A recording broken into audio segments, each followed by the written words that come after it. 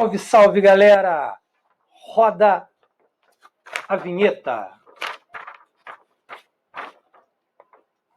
Vamos para mais, pra cá, né? Vamos para mais uma aulinha aí. E hoje a gente vai falar de história. Vamos falar das cruzadas. Eu tive aí umas perguntas aí numa noite. Se eu sabia alguma coisa sobre os cruzados, eu respondi o que eu pude. E aí eu decidi fazer esse videozinho também para estar falando um pouquinho mais sobre as cruzadas. Lógico que eu não sei lá um expert, mas eu sei alguma coisa que talvez possa ajudar vocês aí no tema.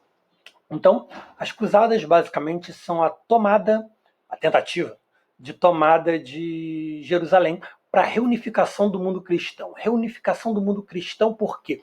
Porque o cristianismo estava dividido. Tinha acontecido a cisma do Oriente. E o que foi a cisma do Oriente? Foi a divisão da Igreja Católica em Igreja Católica Romana e a Ortodoxa do Oriente. Então, tinha uma tentativa aí de reunificar o mundo cristão, tomando Jerusalém, porque Jerusalém estava sob o domínio dos turcos, tá? E esses turcos aí, no começo do final do século XI, porque a gente vai ter cruzada do século XI até o século XIII, a gente vai ter, basicamente, uma galera... Perdi aqui o raciocínio. Calma, a gente vai ter cruzada do século XI até o final do século XIII, são 8, tá? São 8 cruzadas, e estavam sob domínio turco. No final do século XI eram permitidas peregrinações dos cristãos, mesmo sendo o lugar tomado pelo mundo árabe, era permitido a entrada dos cristãos ali para fazer peregrinação, para rezar, para fazer o que for. Mas quando a gente tem a tomada de Jerusalém pelos turcos seljúcidas,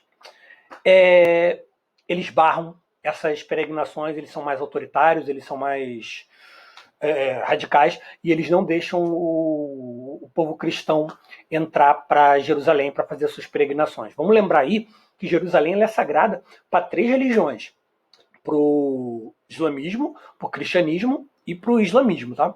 O judaísmo, eu falei, ou repeti islamismo? Então, judaísmo, islamismo e cristianismo. Então, é sagrada para os 3 aí. Então, a gente tem a busca de tentar reunificar o mundo cristão. Mas vamos analisar ainda mais o cenário. A gente contextualizou aí que a igreja está dividida, certo? Mas a gente tem mais coisa aí para analisar nesse contexto. A gente está falando de uma Europa que estava próspera e estava estável. Estava bastante estável porque não tínhamos mais as invasões bárbaras. E aí, sem invasão bárbara, a gente começou a ter um aumento do comércio.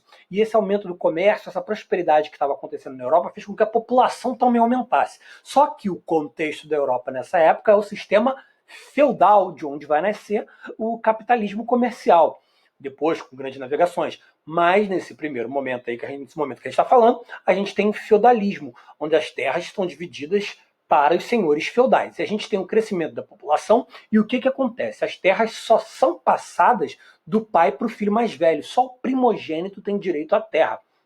Assim sendo, uma enorme população se faz e não tem terra. Não tem terra para poder existir, para poder cultivar, para poder subsistir, para poder subsistência, né? Então, o que acontece? Crime. Roubar. Criminalidade vai aumentar pra caramba. Então a gente tem mais problemas para resolver. E a gente também tem um grupo de nobres que vão pensar aí, opa, vocês estão indo lá para tomar Jerusalém, eu quero ampliar o comércio com o Oriente. E aí a gente tem mais gente interessada aí nessas cruzadas. E os principais cavaleiros aí para essas cruzadas são os cruzados. Não é aquele dinheiro antigo antes do real, não. As cruzadas, no caso, os cruzados, no caso, são aqueles caras que utilizavam nas suas vestimentas a cruz de Cristo, né? O principal símbolo do cristianismo, os cruzados.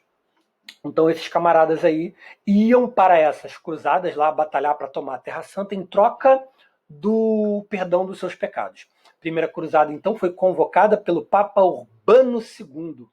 Então, Urbano II foi o primeiro responsável, no início do século XI, 1096 a estar iniciando aí as primeiras cruzadas. E aí ficou um vai e vem de ou a cruzada ela ia e falhava, por exemplo, com divergência dos líderes, ou a cruzada tinha sucesso, mas pouco tempo depois os árabes tomavam de volta Jerusalém. Tanto que, no fim, as cruzadas elas não obtêm aquilo que era a ideia delas, que é tomar Jerusalém. Então, bom, vamos analisar aqui. A primeira, como eu disse, foi no século XI, 1096, que eu falei, não foi? Até 1099.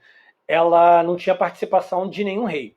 Foi formada pelos cavaleiros da nobreza e em julho de 99 eles tomaram Jerusalém. Depois perderam de novo.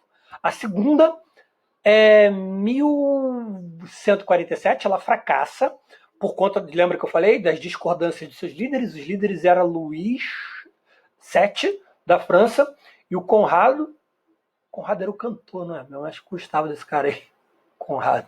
Conrado III do Sacro Império. Então, eles não se bicaram, não se bateram e o bagulho fracassou.